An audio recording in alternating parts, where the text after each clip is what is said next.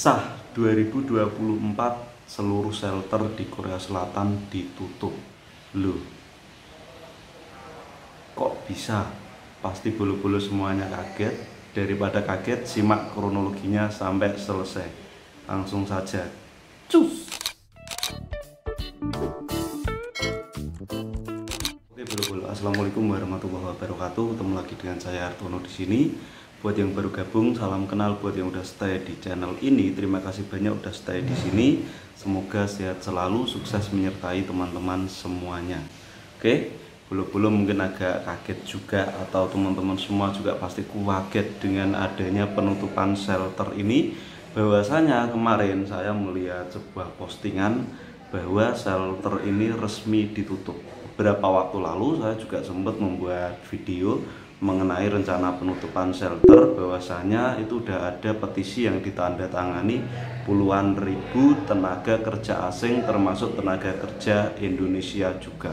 Tapi ternyata shelter itu pun tidak membuat keputusan atau rencana penutupan shelter ini dihentikan.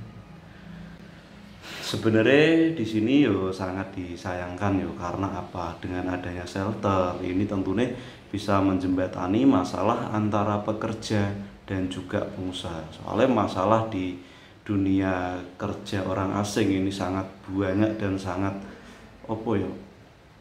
beragam kayak gitu. Bahkan beberapa waktu lalu juga aku sering menceritakan masalah dari teman-teman yang curhat ke saya, itu hanya sebagian kecil ya kan. Di antaranya biasanya juga tak bantu, tak kasih tahu ke shelter gitu dok. Jadi aku kadang kan juga kayak gimana ya, untuk solusi pastinya yang lebih tahu kan tentunya shelter kayak gitu. Masalah shelter kan ngerti hukum, dua juga udah paham menangani masalah kayak gitu, gimana solusinya. Terus selain itu juga intinya berkompeten ya kan. Kayak misal kayak saya ya cuma sekedar yo setauku gitu dok. Biasanya nanti lah nggak gitu, nggak ke shelter, ke pengacara, tetapi pengacara ini bayar dulu. Terus di sini aku juga ngelihat berita bahwasanya kemarin pada tanggal 8 ini di sini serikat ini pekerja Korea Selatan bertemu dengan 16 negara pengirim warganya. Di sini menjelaskan bahwasanya anggaran pusat untuk orang asing tahun depan adalah 0 won, seperti yang sudah tak jelaskan kemarin. Di sini Kementerian Ketenagakerjaan dan Tenaga Kerja bertemu dengan sistem izin kerja dengan kedutaan besar pengirim di Korea. Direktur bekerja sama internasional ini Kim Uncol jenengane, kurang lebih kayak gitu, berjanji untuk memberikan dukungan sistematis untuk masa tinggal seperti konseling dan pendidikan. Tetapi faktanya anggarannya ini di tahun 2024 adalah 0 won. Kok bisa 0 won mas? Untuk kayak gini aku juga kurang tahu. Pasti kebijakan ini dibuat juga atas dasar mungkin anggaran yang dikeluaran terlalu banyak, atau mungkin anggarannya ini dipakai untuk untuk kepentingan negara yang lainnya. Soalnya di Korea sendiri untuk pejabat-pejabat tentunya ini mayoritas di sana ya bekerja dengan sungguh-sungguh, selain itu juga jujur-jujur kayak gitu. Oke, aku nggak membahas itu. Di sini saya kutip dari berita lagi. Di sini Partai Buruh mengadakan pertemuan dengan atas tenaga kerja dari 16 kedutaan negara pengirim Korea tahun depan. Pada pertemuan ini mereka berjanji untuk memperbaiki kondisi kerja sama mereka. Di sini otoritas anggaran ini memotong anggaran terkait pusat dukungan pekerja orang asing atau yang disebut shelter yang telah menyediakan 6 hingga 8 miliar won setiap tahun. Anggarannya banyak bro, 6 miliar won sampai 8 miliar won. Kalau misal dirupiahin ini sekitar 80 sampai 100 miliaran lah di sejak tahun 2018. Oleh karena itu, beberapa orang berpendapat bahwa sulit untuk menjamin apakah janji ini akan ditepati. Soalnya di sini fix shelter ditutup, dan yang bekerja di shelter, aku ngelihat dari Bu Ana yang kerja di shelter Wijongbu sana, itu udah posting bahwasanya beliau bekerja terakhir itu tanggal 28 bulan Desember ini, dan di tahun depan udah nggak ada shelter lagi. Nah terus nanti ada masalah gimana? Tadi tak kutip juga dari percakapan beliau atau pernyataan beliau itu bahwasanya misal teman-teman ada masalah bisa langsung ke Nodongbu, konsultasi nenggok Nodongbu sana.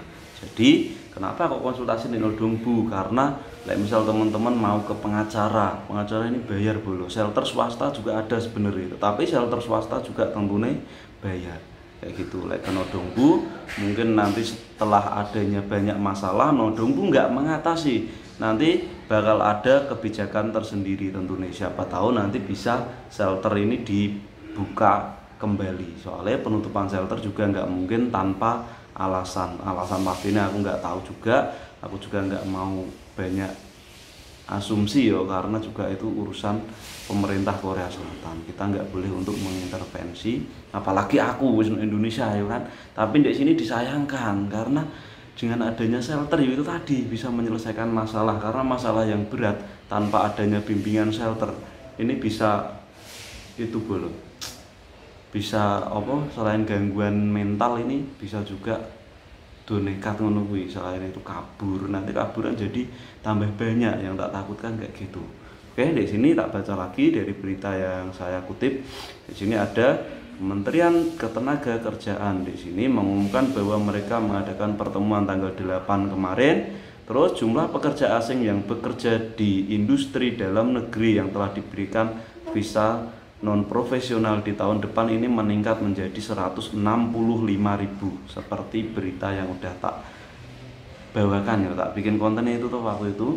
Terus di sini juga memperkerjakan pekerja asing diizinkan untuk di restoran, kehutanan, pertambangan dan lain-lain. Jadi ini dijelaskan pada acara ini pejabat kerjasama internasional ini akan tetap menjembatani misal ada masalah kayak gitu, tapi melalui apa nggak tahu.